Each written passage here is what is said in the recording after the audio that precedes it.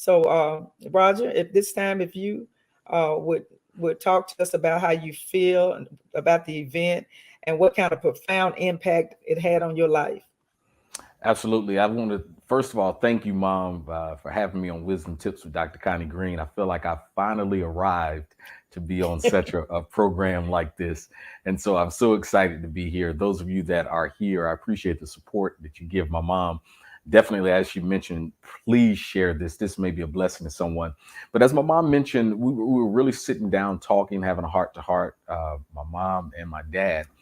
And, being a man now over 40 with kids of my own, it was one of those things that we talked about, the scary nature for me now realizing that I'm in the driver's seat now that I have a 17-year-old daughter, now that I have a 14-year-old son, Mhm.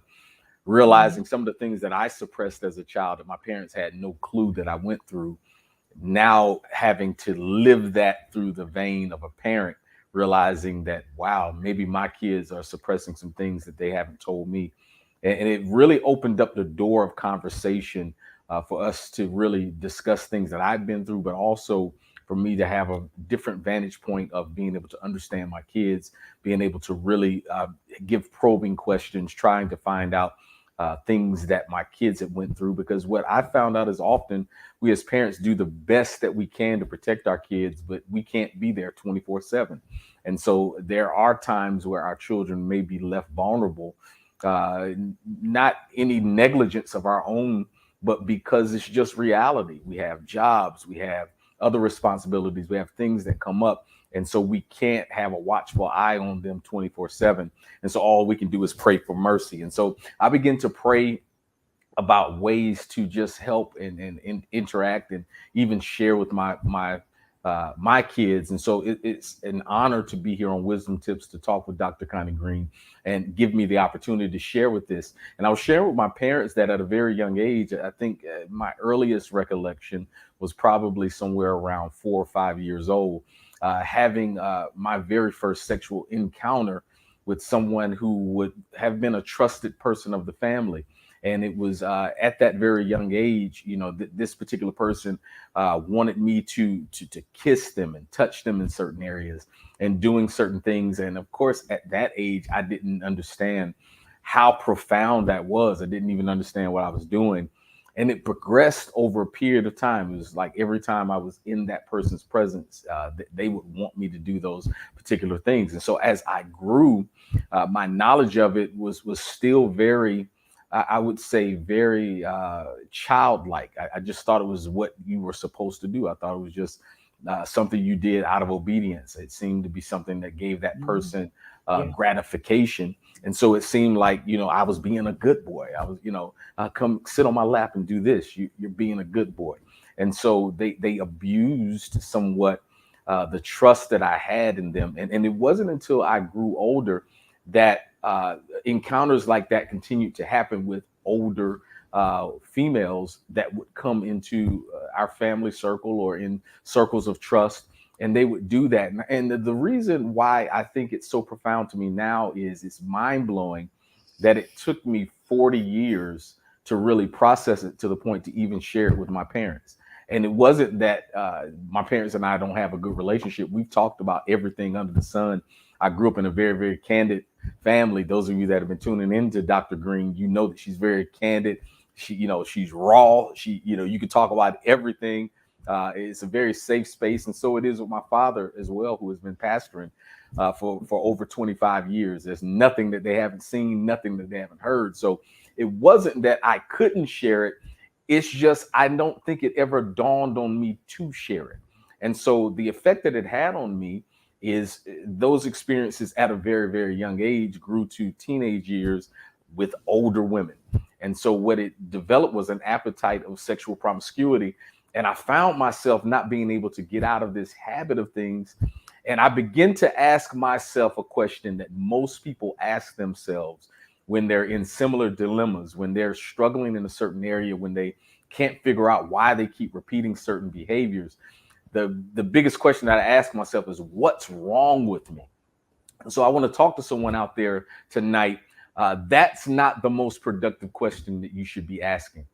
The most productive question is not asking what's wrong with me, but the most productive question for you to ask as it relates to childhood trauma is what happened to me? That's the most Amen. important question, because if you can trace what happened to you, you can trace why you're doing certain things. And I often say that we typically deal with the symptoms of a sickness without dealing with the actual root causes of the sickness. And so the Hmm. acting out, the rage, the anger, the disappointment, the guilt, the promiscuity, all of those things were the symptoms of what had happened to me. And it really wasn't dealing with the actual sickness of it. And so I don't know who this is for tonight, but I just wanted to share this because I really believe that there's a profound responsibility on me right now as a man, a grown man, to speak up and speak and tell those stories, because we often hear about children being violated and abused from a female's perspective. Growing up, going to college and high school, Hmm. even as a grown man, I can count on one hand the number of close friends and confidants that I've had that have not been violated in a certain way from a female's perspective. And when I think about that, I said, wow, it's profound that females are affected in that way. But there are equally as many males that go through this. And often we don't talk about it, we suppress it. And what happened to me is I grew up thinking that it's normal. I grew up thinking that it was macho. I grew up thinking that, it wasn't abuse. It's just I got game, that I have these older women wanting me. And I didn't realize that they were preying on my vulnerability. I didn't realize they were preying on the trust that was entrusted to them by my parents and people that had entrusted into them. And I didn't realize that I was actually a victim in those circumstances. And so for those of you that are going through that right now, I'm speaking up so that men out there can feel comfortable enough to deal with this childhood trauma and not repeat some of the behaviors that really snared me for a great deal of my life. Thank you so much, Roger. It's very difficult for me to even hear that, being a mother. We're talking about the impact of trauma tonight on a child's perspective. And my older son shared with me a few years ago, people that we trusted, babysitters, a few of them were, violated his trust. And he never shared that with me until just a few years ago. And I used to wonder why some of the behaviors that I seen in my son, far as being angry and going into rages when I would ask him questions, where he was, what was he doing, and I couldn't understand, because he was a very nice natured person that loves everybody. And when he would holler or yell, it wasn't his character, and I couldn't understand it. And then he would run out of the house, and we would have to go find him, and he would never tell us what happened to him. And then when he shared this with me just a few short years ago, it devastated me and my husband. So the impact of trauma from a parent's perspective, I'm going to talk about first. How did I feel? Like I said, devastated. I cried. I felt guilty, number one, because I thought I was putting them in a safe place. And these were people that were supposed to be believers, somebody I trust and loved. And so first was the guilt. I cried a couple of days. I had to pray, ask God to help me, because some of those people are still alive. Should I approach them? Should I say something to them? The Lord said, let it go. But I was thankful that my son was able to share this with me, to get it out in the open. And we as a family, we cried together, we held each other, we prayed together. And I've seen a great change in him now than ever before. The Lord is blessing him in so many areas of his life. He's always loved people, and he's doing the jobs that God has called him and commanded him to do. He seems more happier, and he seems more vibrant, and he seems more of himself, except he's working too much. He won't stop working, but he's always been that way, where he loves to work. He's got his hands so many different places. He's got so many different talents and gifts. He's not, he tries to be modest. He didn't want me to say too much about his bio, but he's a national acclaimed speaker. He's been all over the country. He has books. He does other things. He's a musician. He's a youth pastor. He's a counselor. He's a life coach, and he's me and his dad's right arm because he helps the ministry in so many different ways. And so we really wanted to share this on wisdom tips, and it was very we had to really pray about it because I wanted to make sure this is something he wanted to do. And I thank God he was able to open up to share because I feel like this is going to help somebody else.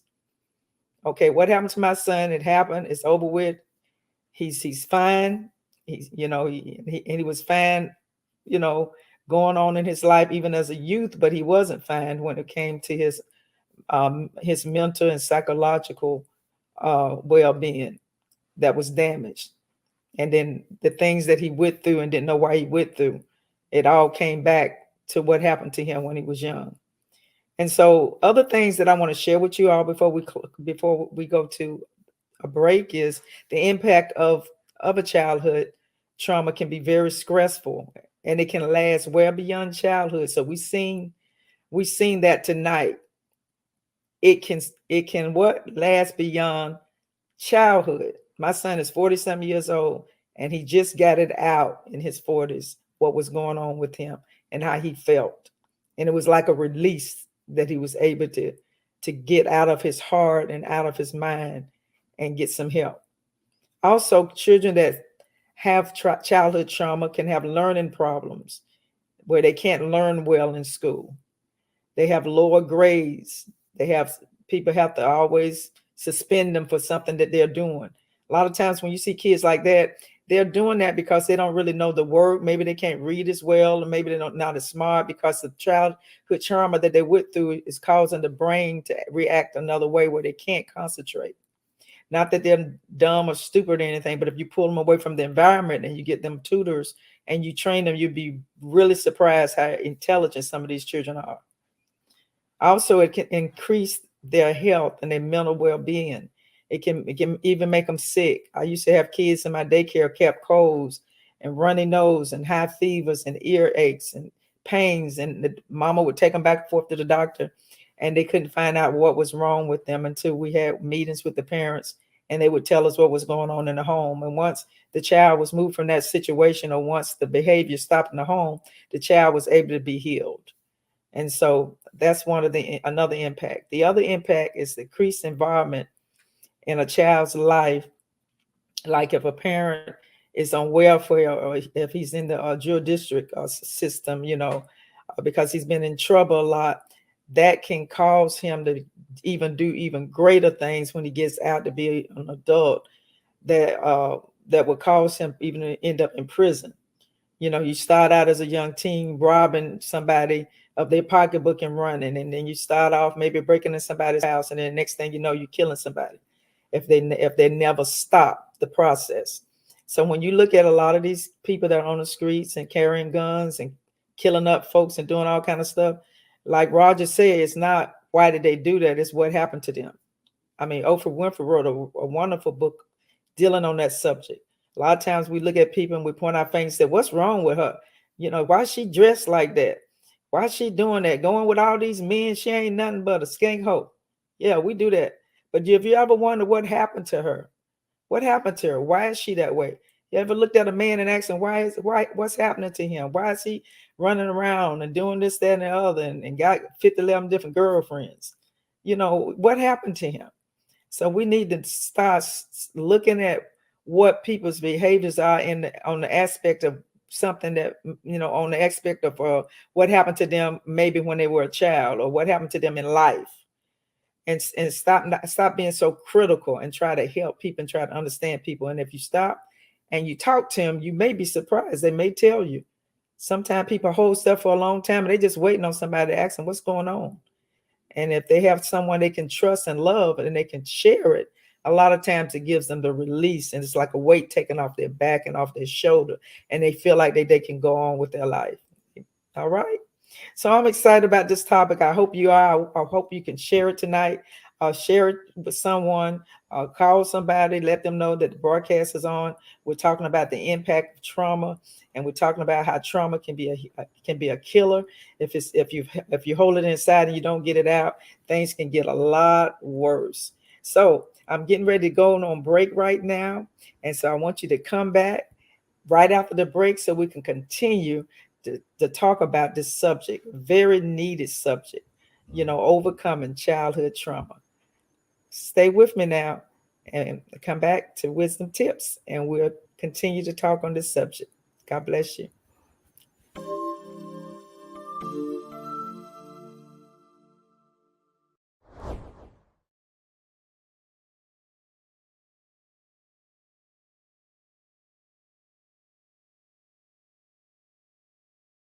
My heart broke for her. She looked so afraid. I wanted to take her pain away. All the kids involved were so overwhelmed. We just tried to make them feel safe.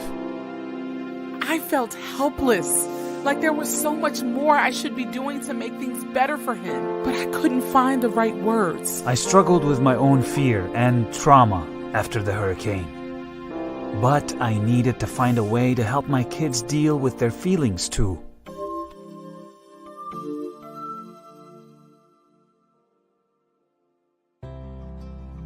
These are the voices of adults who are close to children in the immediate aftermath of a traumatic event. They might be parents, family members, teachers, clergy, first responders, medical personnel, humanitarian workers, or concerned volunteers. During those critical first hours and days after a trauma, adult presence and support is especially important for children. Any adult can make a difference for a child who has suffered a traumatic experience, regardless of the type of event. Keep a few important tips in mind. Provide safety. This is the most important tip of all. The feeling of safety after trauma is paramount, especially for children. Trauma survivors often describe feeling fear and vulnerability. Any small gesture of safety goes a long way. Talk with the child. Help the child understand, if possible, what happened in the event. Stick with the facts. There is no need to ask a child to discuss his or her own experience, but be available and ready if it is helpful. This allows him or her to make sense of emotional reactions such as fear or grief. Hold the child. If appropriate, human touch can be very beneficial for children who are afraid and feeling vulnerable. In the aftermath of a frightening experience, touch from a trusted adult or someone trying to help can be a big part of making a child feel secure.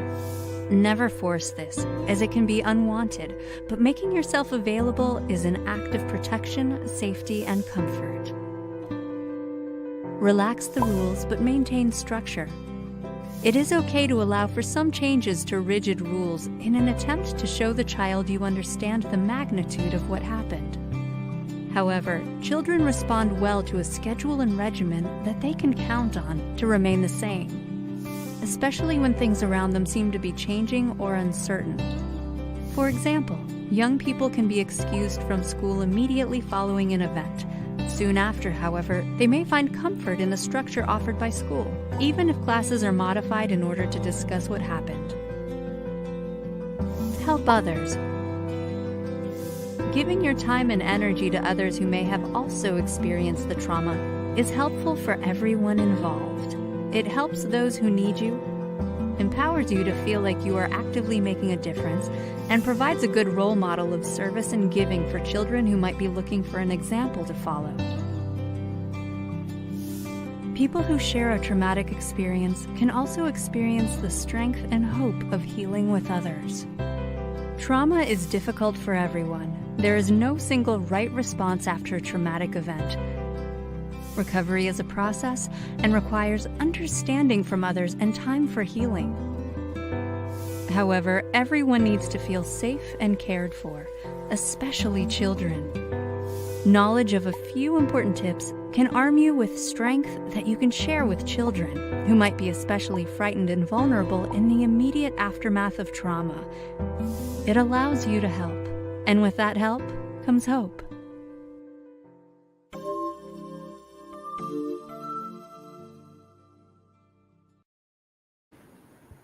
Welcome back to Wisdom Tips with Dr. Connie Green. I hope you enjoyed that clip. Has some very good information that can help our little kids and our children that have went through childhood trauma. And I hope you take something with that. And please share this. Share this with a friend. Let people know. And please like and share this broadcast. And also, we would love for you to subscribe to the YouTube channel, if you will. And that would be a great help for us, so we can get more people coming in, tuning in to hear what we have to say. And if you're joining me for the very first time, we are talking about childhood trauma, the hidden killer tonight. So please let somebody know. Yes, it's hidden because people don't talk about it. People hold it in. And that's why sometimes people are so mean and angry, and they bless everybody else, cuss everybody out, and don't have no love in their heart, and just angry and bitter. And you wonder what in the world wrong with them. Maybe they're going through some childhood trauma and they don't even realize. They've held it in so long that they just don't, they mad at everybody. They don't trust nobody. Do you know anybody like that? I do. I know some people like that. But guess what? If you stop and sit down sometime and talk to them and show them how much you love them and care, and try to befriend them, sometimes they'll warm up to you and they'll let you know what's going on in their lives. And you maybe perhaps can help them. So, I'm excited about this topic. We're going to go ahead and continue this topic. And I want you to make sure you get some notes and stuff if you're tuning in, so you can go back and you can help, because I got some tips I'm going to give you before we close out. But, I was talking to my son, those of you that just tuning in, and he had a traumatic experience that happened to him when he was young. People that we loved and trust, and they really victimized my child. And I'm still asking God to help me right now, because I just found out a few years ago not to go to some of them people. I'm just going to be frank. I'm a mama bear. So it's taking all the Holy Ghost I got to hold me back. And so y'all pray for me real good. Pray for Dr. Green, because, it ain't right. And it's not right with anybody that's been through anything and have had childhood trauma, no matter what the situation is. But one thing I do know, God is a healer, and God has healed me and my family through this situation. And that's why we're talking to you tonight. Things are going to happen in life, but we're going to bounce back from a setback, and we can help others. And what I see out of this situation about what happened to my son, we telling other people about it so they can get some healing. They don't have to be ashamed on a man's perspective. Like my son just said, Roger Green Jr. just said, my son, he said, a lot of men don't talk about it. Women talk about it all the time. We think it's only women has been victimized, been molested or raped or whatever. But there's a lot of men out there that's hurting, that's crying and upset and frustrated and mad and angry. And you just think they're crazy. But they got something going on that they're holding in because it's hidden. They're afraid to come out. And hopefully during this broadcast, hearing my son come out with what happened to him, maybe other males can come out and talk about what has happened to them and not be ashamed about it. They were kids. They were children. Come on. It's nothing to be ashamed about. This is something that happened to him. And so he wanted to share it so other people can know and have the freedom to do the same, males especially. And so tonight, I want to share with you all also that how good God is through all this situation that we're going through. Through the situation that me and my family went through. I just thinking about how he just really healed us. After knowing this situation, it could have went another way really quick. But just praying and seeking God's face and helping other people has really helped us bounce back. So if you've been experiencing some of this type of stuff, if you do stuff for other people, a lot of times what you're going through will either dissipate or you begin to get healed. The more you help others and talk about other people's situation, try to help them or pull them out, then God can begin to bless you. So before I give you the wisdom tips of the day, I would like to again to recognize my very special guest, my son, Roger Green Jr. Roger, we often say that childhood trauma is a silent killer. Yeah. Can you tell me what that means to you? Well, I think it's a profound thing. I think what you said, even through the healing process that we're going through, it's given us the opportunity to talk about it. One thing that my father always has taught me my entire life is you're not healed until you can talk about it. And so for those of us that have been hurt profoundly, to the core, often you don't like talking about it. You don't like to confront it. You don't like to deal with it. And so my dad would oftentimes tell me, it's never going to go away. So in your own time, you have to work through it. You have to find a way to deal with it, to confront it, to talk about it. And so now even being able to talk about it, there's no guilt, there's no shame, there's none of those things. I can talk about it with a smile on my face. Somebody might be looking at the live today and saying, is he crazy? What's wrong with him? He's smiling and we're talking about trauma. And it's because I've experienced healing. And so when I talk to people about it being a hidden killer, it's one of those things that is gradually, incrementally, day by day, eating away at you, and you don't realize the effects that it's having on you. There's a book that I love to read called The Compound Effect. It talks about great and big things that happen in your life, typically don't happen all at once, but they're those incremental small things that happen over time, those habits, those cycles that compound upon themselves, and then you look up and it's compounded and it's something great. It could be positive or negative. And so for those of you that are out there, I want to talk about this hidden killer, this secret silence that's keeping you bound. And for every man out there, I want to tell you, I want to give you the courage to be able to speak up, to begin to deal with those things. Because I, just like you, was, a man's man, full of testosterone, grew up under the notion that it is a dog eat dog world. Only the strong survive.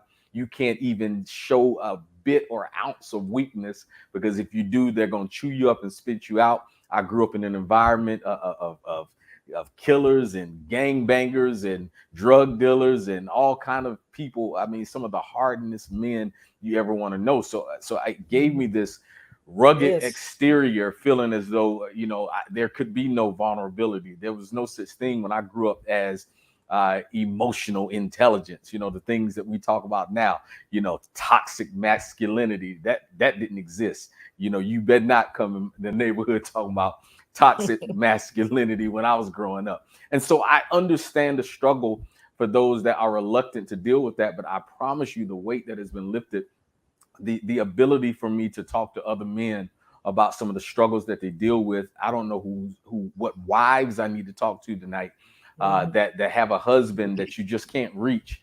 I want to tell you to just embrace, give that comfort, give that love, give that understanding, because men, often we internalize things to the point that we're just a power keg that we explode.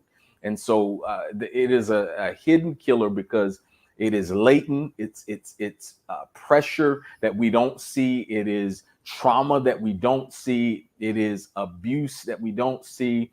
It is different things that have happened to that man that weighs him down. And this is not just for men, but I can only speak on the perspective of a man. I know women deal with it, and probably the majority of our audience tonight may even be women. But I would suggest to you, if you have a man in your life, whether it is your husband or your cousin or your brother or your father, let them see this episode, because I promise it may help them. It may shed some light on some things that they're going through. It may even open the door for them to share in a way that you never thought that they shared before. I can tell you, when I brought this to my parents' attention, it just came up in conversation.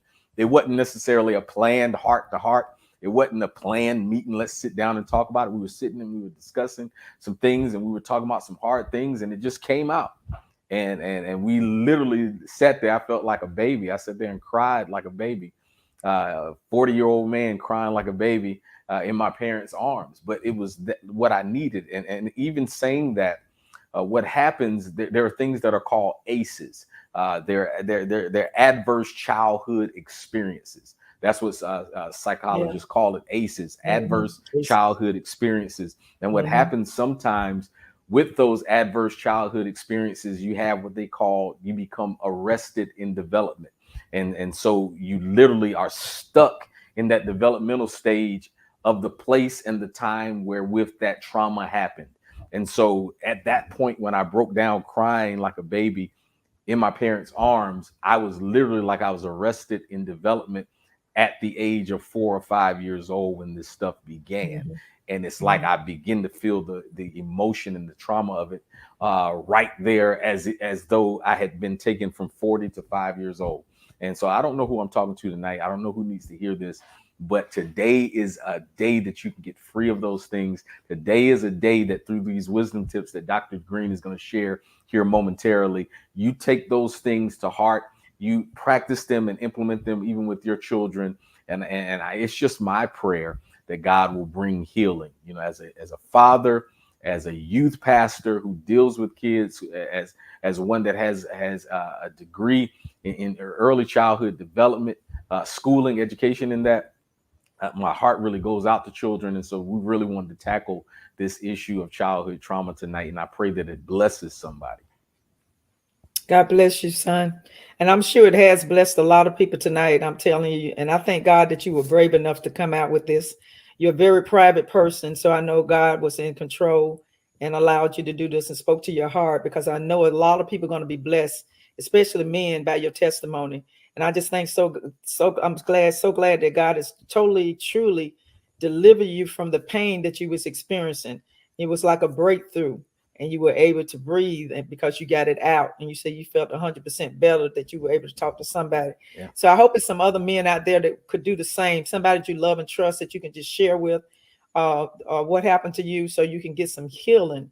And today on my wisdom tips for this week, I want to talk to you a little bit about overcoming childhood trauma, and how you can get some help on a child's perspective as well as an adult's perspective. Number one, we need to provide assurance that everything's going to be all right, that you're there for them. You can pray with them.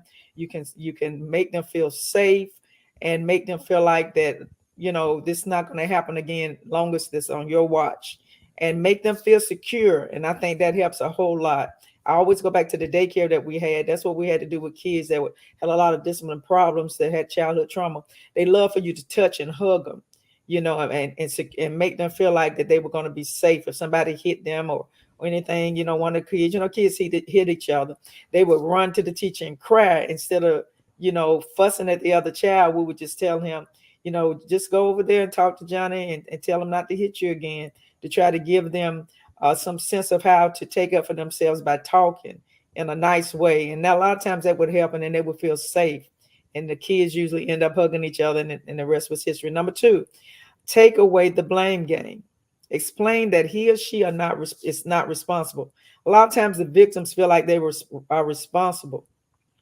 And so I had to share with my son as well. He wasn't responsible for that. We the one chose those babysitters. He said he was afraid because we knew them and we were real close to these individuals. And he said he didn't know how to tell us. And so we reassured him that it wasn't his fault.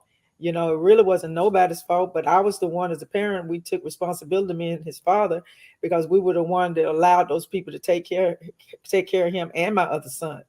And so, like I said, I felt guilty and all that, but life happens, but I thank God we got through it. Number three, be patient. Be patient is the key. Some children will recover quickly, and some adults will recover quickly, while others will recover slowly. Now, some people still crying about something that happened to them 40 years ago, that, because they're different from everybody else. And maybe they didn't know how to process it. They didn't have nobody to love them, to reassure them. Maybe somebody blamed them. So you got to remember, you got to be patient, because people that go through childhood trauma, is something that happened years ago. Even it's hard sometimes to break through that barrier. So you have to be patient, reassure them that they do not need to feel guilty, and they don't need to feel bad. Let me say that again. They don't need to feel guilty, or they don't need to feel bad. We have all come through the short. What does the Bible say? We have all fallen short of the glory of God. Yeah. We all have sinned and fall short of the glory of God. So we need to stop being so quick with judging people, because you don't really know what their true story is. Mm-hmm. All right. So, and don't make them feel bad. And this even comes with the kids. When things happen to them, they feel, well, maybe mom, it was my fault. I hugged them and then this happened to me. No, it's not their fault. You got to reassure them it's not their fault. And my last wisdom tips is seek help. Seek help. Seek help from a counselor. Seek help from a mental health professional. Seek treatment from a pastor, a clergy member, or somebody, a life coach, somebody you trust, your mom, your dad, family member. Seek help immediately. Let somebody know what happened to you.